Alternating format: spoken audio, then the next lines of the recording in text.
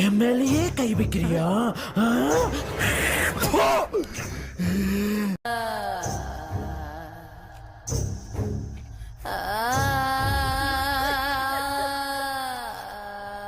யார் சமையல் பண்ணது?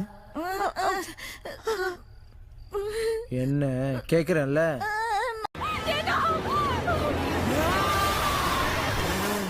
மேலைய கை வைக்கிற?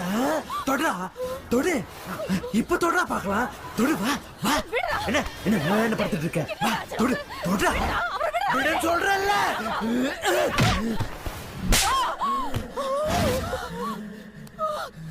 போடி வந்துட்டா.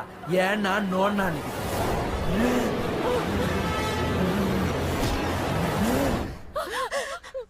பேசிக்கிட்டே இருக்கும்போது ஒரு பொம்பளை மேல கைய வைக்கிறான் ராஸ்கல்.